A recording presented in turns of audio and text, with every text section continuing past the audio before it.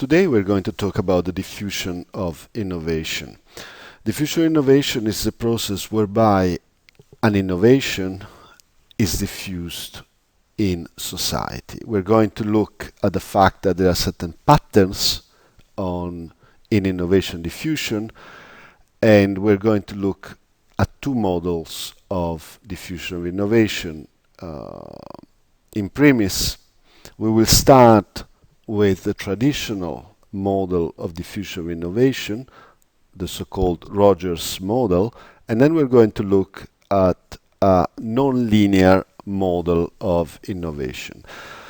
Over the next lecture, I will connect the model of diffusion of innovation to the model of information cascades and link the topic of networks to the topic of diffusion of information. Okay, let me give you a definition taken from the most important book in this area called Diffusion of Innovation, which you can see here. This book is veritably the Bible of this topic. So the definition goes, the diffusion is a process, okay? So we talk about something that changes over time, in which an innovation, the unit of analysis, is communicated. The communication happens through channels. It is associated with a time. The time could be predefined, a target, or could be emergent. And of course, everything happens in a social network, social system. The social system might be predefined, let's say at the target of marketing segmentation, or might be emergent. A typical example of diffusion is the so-called S-curve. S because that is the shape of the curve that reminds the letter S. In this case, you are seeing the diffusion of color television in a specific country, in this case in the UK. What you want to notice in this typical pattern of diffusion is that diffusion starts with, of course, very few adopters. If the product is entirely new at the beginning, there will be the first adopter. The first adopter may communicate to a second adopter, to a third adopter, and slowly the population of adopters will reinforce until it becomes takes the characteristics of an avalanche. It arrives to 50% of the population of potential adopters about here, and then the rate of diffusion starts to moderate, starts to plateau, effectively because the potential adopters now, the population of potential adopters becomes smaller and smaller, and hence the curve becomes almost horizontal until when you get close to the total population, it stops. Okay, this is a typical curve of diffusion of anything. Could be bacteria, could be information, could be technologies. It is important to remember that in general, diffusion follows an S-curve. I'm going to give you some examples over the next slides. For instance, one thing that is important to remember is that what I've shown you is an example of cumulative adoption of technology. In this case, what I'm showing is the total number of adoptions until a certain moment in time. So let's say until this moment in time, you have reached about, let's say, 30% of the market. At this point in time, you have reached about 50% of the market. At this point in time, you have reached about 100% of the market. Instead, you may represent adoption in terms of adoption per unit of time. And this is how it goes. At the beginning, very few people adopt. Then when you are close to 50%, adoption becomes large. And then after 50%, it tends to slow down until it goes to zero because everybody has been reached by the message, and everybody has adopted or become immune to adoption. Some examples of adoption of technologies. In this case, I'm comparing adoption of steam powered commercial ships for shipping in the US back in the 19th century. This is a typical substitution pattern in which a new technology replaces an older technology. This is the number of sailing ships in operation as a proportion of the total number of ships, and this is the opposite, that is the number of steam engine powered merchant ships. You see that at this point, the two populations are exactly the same, and then very quickly, sailing ships disappears and merchant ships become dominant. This is the cumulative adoption pattern. Here you have adoption per unit of time. Of course, the curve is very noisy because there are very few ships being produced year after year. This is what we were talking about, steam engine powered commercial shipping vessels against sailing vessels. Right. Let me give you some more examples, more recent example. This is a pattern of worldwide installed capacity of wind power. What you can notice here that this curve follows exactly the S-curve. Very few adopters or very few installations in this case at the beginning. Then you have a pattern of increase, nonlinear increase. The data arrives up to 2008. What you notice here is that probably we have not still achieved 50%. In fact, it seems that the rate of increase keeps accelerating. A certain point in this specific technology, the inflection point will be achieved and the rate of increase will slow down. This is an historical representation regarding many technologies. You notice some pretty well shaped S-curve, others which are more irregular, influenced probably by world wars or other parameters. You notice that diffusion may take indeed a long time, 3, 4, 5 decades for certain technologies. It is also important to notice that when diffusion takes a long time, the technology at the beginning and the technology in the middle or toward the end is not exactly the same. You cannot compare a telephone, in 1890s with a telephone in 1940s. Of course, these are technological aspects that will influence diffusion. But I'm showing this in order to show that, yes, more or less real curves look like S-curves, but they don't have to follow exactly the S-curves. Lots of contingencies affect the way technologies get adopted in a market. Now, let me show you something which slightly departs from the S-curve idea. I'm showing you now iPod sales charts. Now, if you think about this curve here, two factors should strike your imagination. The most visible is actually this periodic recurrent pattern of increase in sales. This is easy to explain. You may want to take a minute to think about that, stop the video and resume it in a moment. If you want to do so, do it. The explanation in any case is that this is the Christmas period. So this is the accounting of the sales happen in the fourth trimester, which is the Christmas period. But what really interests me in this case, more than this, is this discontinuity here. In the typical S-curve, as we said, diffusion starts very slowly. There are only few adopters at the beginning. And here you notice that indeed, this is true. But then something happens here, and we have this sudden acceleration of adoption. Clearly, the competitive picture has changed. The dynamics of diffusion has changed, and we would like to explain why there is this sudden acceleration in adoption. I'll show you another example of this. This is Twitter. Now we are going toward the beginning of Twitter. Now here, for instance, you see the same aspect of diffusion. We are talking about tweets per day, very slow increase,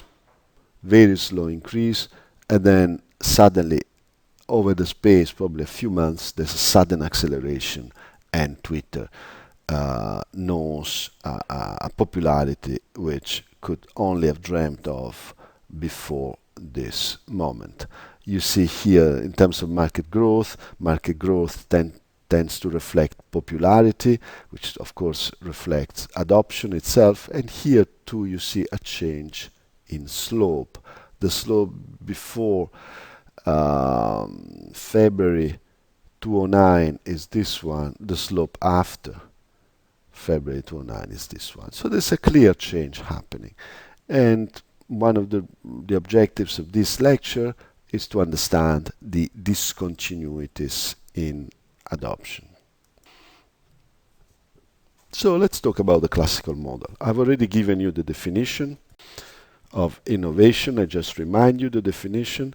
And now we go into what Rogers called the determinants of diffusion of innovation. The determinants, according to Rogers, are 5, and they are the attributes of innovations, the type of innovation decision, communication channels, nature of social systems and networks, and finally, promotion. Now, let's go into the characteristics of the innovation. First, Rogers claims that relative advantage is something that favors innovation. This is intuitive. Clearly, a technology which is perceived as better tends to be diffused probably faster than another one, or it will be adopted if we are in a substitution pattern better than the competitor. An example is in medical imaging, the transition from 2D, imaging to 3D imaging is clearly perceived as better because you have a much better definition of details, and you can see three-dimensional scanning of the human body against 2D, especially if we're in the transition from X-ray 3D scanning to nuclear magnetic resonance, NMR scanning. There's an additional advantage because instead of using ionizing radiation, which potentially induces cancer, you use magnetic fields. There's less of a risk for human health. So here it's easy to see the advantage. The disadvantage of course going to 3D is cost, but the perceived benefits are evident. Compatibility. This is more complex because compatibility has got to do with two aspects. The aspect of what we call back compatibility in technological terms, which is, does the new technology follow a line of continuity in terms of complementary technologies with the old? To give you an example, the transition from vinyl to CD implied a discontinuity in terms of compatibility. You could not use the CD technology in order to play vinyl. Compatibility has got another aspect which has got to do with values. Values or reutilization of past experience, and so on and so forth. Just to give a relatively trivial example of values, there are markets in which certain products are clearly not accepted, like trying to diffuse, say, alcohol in a Muslim country. It's something that goes against the values of Islamic societies. So compatibility, as I said, could have a technological aspect and a value aspect. Complexity.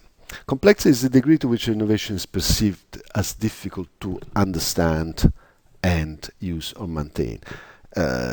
Clearly, nuclear power stations are difficult to maintain and understand. This may generate a reticence and a diffidence in adoption. It is here I'll give you the example, which is much trivial to a certain extent, of 3D glasses. For instance, 3D glasses are still perceived as not particularly, can I say, user-friendly, difficult to understand, and they may have slowed down the diffusion of 3D television. Then we move on. Triability. This is the issue of basically of experimenting before buying. Can I experience the product or the technology before I decide to buy it? You know, if you want to experience, let's say, a new car, you can go for a test ride. In some technologies this is easy, in other technologies this is much more difficult. Triability of, say, a new new techniques in pharmacology, this is relatively difficult to do, whereas say if we talk about beta software, this is something that has become extremely accepted. Finally, observability. Another characteristic that favors or not the diffusion of technology is whether we can observe the effect or the effects of that technology. Clearly, the diffusion of the first airplanes was something that didn't require really any particular observability. In reality, the majority of technologies change within other technologies. The majority of engineering is not visible because it happens within other technologies. So all engineers can actually appreciate the changes induced by large part of engineering. So to sum it up, what Rogers is saying that by analyzing these 5 characteristics, relative advantage, compatibility, complexity, triability, and observability, you may try to gauge the easiness or difficulty of diffusion of a certain technology. Here I report the same observation, the examples I've just given. Okay, then the other aspects that concern diffusion involve communication. This is the second aspect that Rogers mentioned. Now we go more, the topic of communication is more related to marketing and not specifically to course of innovation. We're going to talk about communication in terms of information cascades over the next lecture. So here I just mentioned what you may have studied already in marketing courses, that communication, of course, requires something to communicate, in this case an innovation. You want to have a group that diffuse the information, a group that may potentially adopt the innovation. Of course, you want the communication channels. There were traditionally 2 types of communication channels, either the broadcasting type, so which is one-to-many, television, newspapers, and so on, and there used to be, there still is, of course, the interpersonal channel, the face-to-face, one-to-one.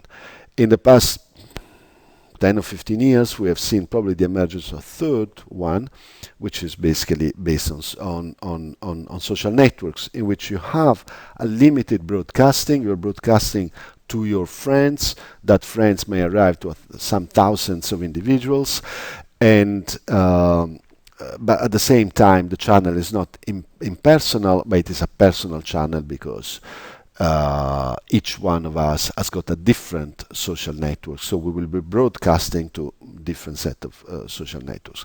What is interesting here is the potential for positive feedback, which really means when information goes viral, because if we broadcast something interesting, that may get adopted by others and may quickly explode, but not in a traditional broadcasting fashion. It explodes because it gets reposted until it covers a substantial fraction of the total network. The words of heterophily or homophily, and diffusion basically refers to the fact that in trying to diffuse something, you may approach, let's say, a homogeneous networks, customers that share a set of preferences that is easier to plan than instead trying to sell to a very heterophilous networks, where meaning people are very different, they buy for different reasons and they buy different things. And in that case, try to plan a campaign, of course, has to take into account the diversity of the net. Okay, then let's go into the real substance of the model. The diffusion uniform model is largely based on the graph that you have in front of you. It's based on two characteristics. First, demography. How many people belong to each category, and the category is based on a risk attitude. Basically, what Rogers and the other people studying diffusion innovation have done is to categorize adopters on the basis of their attitude toward risk and toward novelty. Clearly, something which is very, very novel is more risky because we don't know what the effects that, say, this new drug or this new form of energy production might have, and therefore the risk is implicit.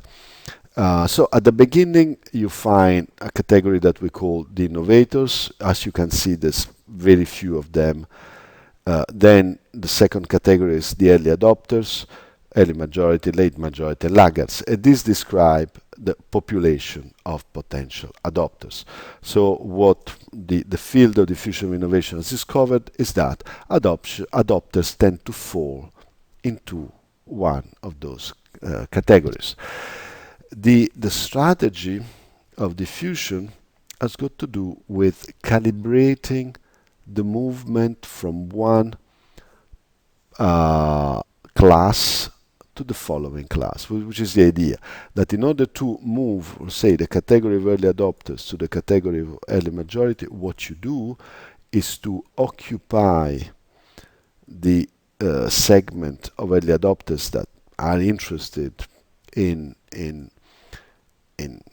the product, and then use the platform, use the early adopters as a platform to refer the product to the early majority in order to gain a foot into the new market. So you work literally from left to right and use each segment as a reference point to move into the next one.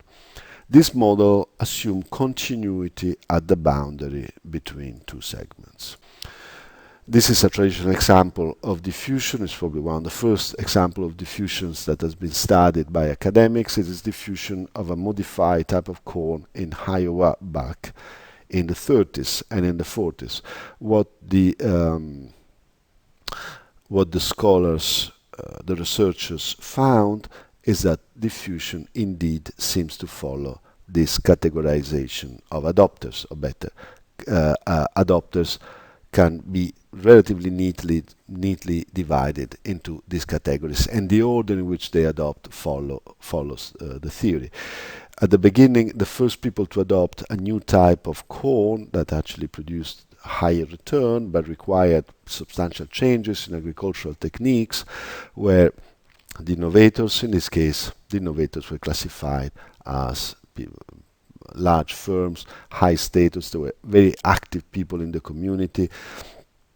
They were information gatherers. They were very well connected with the science and the channels of diffusion of new information at that time in Iowa, more at large in the United States. As we said, there's very few people in this category. They are followed by a relatively larger adoption class, the early adopters. These are characterized by relatively young age, so which means in this case it meant education, which meant curiosity of exploration, curiosity of experimentation. They were again part of channels like government agency, they were part of cooperative, they were part of channels which information could flow relatively easily, and they were curious, meaning they would read, they would have subscription to technical literature and so on and so forth. The other majorities where large part of the market is. Now these people, compared to the previous two, are less curious, are less prone to experimentation, which means they tend to be more conservative, they tend to be more prudent with concern to risks. So in this case, they tended to be above average, of course, of the early adopters. They were relatively well off. They, yes, they were still interested in acquiring information, but they were less innovative than the two classes that we saw before. What is important, though, is that these people were recognized as leaders in the community. So when they adopted, they tended to be followed by a larger number of people than what happened with the early adopters and innovators, which were relatively more distributed networks. Here you had that there were, if you want, opinion makers, leaders, and in fact this caused an increase in the speed of adoption. Then you've got what you have, majority of the late majority. These are older, they are still more conservative, they are less interested in what happens around them, they read much less, they are less informed. And the non-adopters are the people that never adopt. They're also called the laggards. And this is, over the next lecture, I will describe the so-called non-classical model.